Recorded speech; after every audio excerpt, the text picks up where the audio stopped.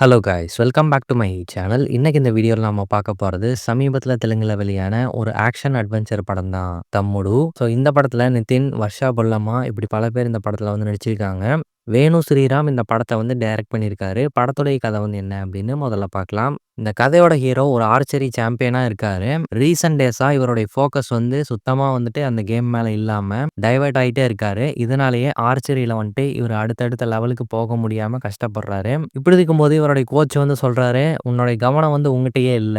உன் மைண்ட ரிலாக்ஸ் பண்ணிட்டு வா. ஏதோ ஒரு விஷயத்த வந்து நீ மிஸ் பண்ற. அது என்னன்னு தேடி கண்டுபிடிச்சுட்டு அதுக்கப்புறம் திரும்ப வந்து ஆர்ச்சரியில இறங்கு" அப்படிங்கிற மாரி சொல்றாங்க.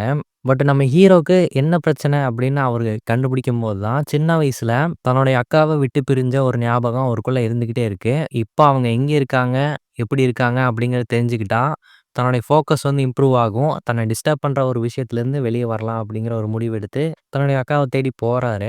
ஸோ போன இடத்துல தான் இவருக்கு வந்து தெரிய வருது, தன்னுடைய அக்கா வந்து ஒரு ஆபத்துல இருக்காங்க. ஒரு ஃபாரஸ்ட்ல வந்து குடும்பத்தோட மாட்டிக்கிட்டாங்க அப்படிங்கிறது. ஸோ இதுக்கப்புறம் நம்ம ஹீரோ தன்னுடைய அக்காவையும், குடும்பத்தையும் அந்த ஆபத்துலேருந்து காப்பாத்துனாங்களா இல்லையா?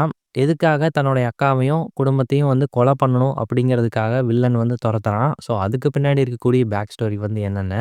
இதெல்லாமே தான் இந்த தம்முடு படத்தோட மீதி கதை அப்படின்னு சொல்லலாம். ஸோ இந்த படத்துல நடிச்சவங்களுடைய பெர்ஃபார்மன்ஸ் அப்படின்னு பார்க்கும்போது, நிதினுடைய பெர்ஃபார்மன்ஸ் நல்லா இருந்துச்சு வழக்கம் போலவே. அண்ட் ஆக்ஷன் சீக்வென்ஸ்லயும் அவரோட எஃபர்ட் வந்துட்டு நல்லாவே தெரிஞ்சது அப்படின்னு சொல்லலாம். ஸோ இவங்களுக்கு அப்புறமா படத்துல நடிச்ச எல்லாருமே அவங்க பெர்ஃபார்மன்ஸ குடுத்தத நீட்டா பண்ணியிருக்காங்க.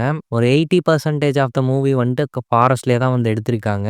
ஸோ அதுக்கான லைட்டிங்ஸ் ஆகட்டும், அந்த விஷுவல்ஸ் எல்லாம் வந்துட்டு ரொம்பவே நல்லா பண்ணியிருந்தாங்க. அதேபோல ஸ்டண்ட் சீக்வென்ஸ் எல்லாம் சூப்பராவே பண்ணியிருந்தாங்க.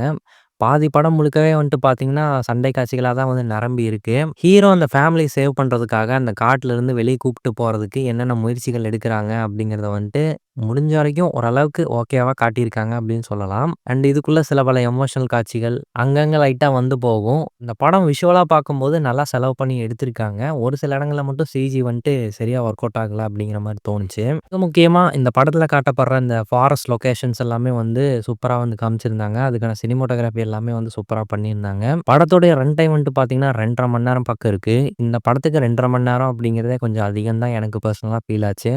ஏன்னா ஒரு பாயிண்ட்டுக்கு மேல இந்த படத்த சீக்கிரமா முடிச்சா நல்லா இருக்குமே அப்படிங்கிற ஒரு ஃபீலுக்கு கொண்டு வந்துடுறாங்க. ஸோ இந்த படத்துல நடக்கக்கூடிய விஷயங்கள் எல்லாம் வந்துட்டு லாஜிக்க மீறின விஷயங்களா தான் இருக்கும். ஏன்னா அத்தன பேத்தையும் நம்ம ஹீரோ வந்து ஒத்தையாளா நின்னு சமாளிக்கிறாங்க அப்படின்றதுக்கான காட்சிகள்லாம் வந்துட்டு கொஞ்சம் ஓவரா இருக்குதோ அப்படிங்கிற ஒரு ஃபீல் வந்து ஏதோ ஒரு இடத்துல நமக்கு தோண தான் செய்யுது. அண்ட் ஆல்ரெடி படம் முழுக்கவே ஏகப்பட்ட சண்டை காட்சிகள் இருக்கு அப்படிங்கிறதுனால, வயலன்ஸும் கொஞ்சம் அதிகமா தான் இருக்கு இந்த படத்துல. ரத்தம் தெறிக்கக்கூடிய காட்சிகள் இந்த மாதிரியான விஷயங்களும் நெறைய இருக்கு. ஸோ இவங்க எடுத்துக்கிட்டே இந்த கதைக்கு சுவாரஸ்யமான ஸ்க்ரீன் பிளே அமைச்சிருக்காங்களா அப்படின்னு பார்க்கும்போது, ஓரளவுக்கு தான் ஓகேவா இருக்கு அப்படின்னு சொல்லலாம். ஏன்னா இந்த மாதிரியான படங்கள் நம்ம ஏற்கனவே பார்த்துருப்போம். அந்த லொகேஷன், அந்த விஷுவல்ஸுக்காக வேணா இந்த படத்த ட்ரை பண்ணி பார்க்கலாம். ஸோ அதெல்லாமே நல்லா பண்ணியிருந்தாங்க படம் முழுக்கவே. டெக்னிக்கல் வைஸ் இந்த படம் வந்து நல்லாவே பண்ணியிருந்தாங்க. அதேபோல கொஞ்சம் திரைக்கதையிலயும் வந்து இவங்க கவனம் செலுத்தியிருந்தா, இந்த படம் இன்னுமே பார்க்க நல்லா இருந்திருக்கும். இப்போதைக்கு இந்த படம் வந்து ஒரு ஆவரேஜான ஒரு ஆக்ஷன் அட்வென்ச்சர் படம் அப்படின்னு சொல்லலாம். இன்ட்ரெஸ்ட் இருந்தா ஃப்ரீ டைம் கிடைச்சா வேணா ட்ரை பண்ணி பாருங்க. இந்த ஒரு ரிவ்யூ வந்து உங்களுக்கு பிடிச்சிருந்தா லைக் பண்ணுங்க, ஷேர் பண்ணுங்க, கமெண்ட் பண்ணுங்க. இந்த சேனல் வந்து சப்ஸ்கிரைப் பண்ணுங்க. Thank you.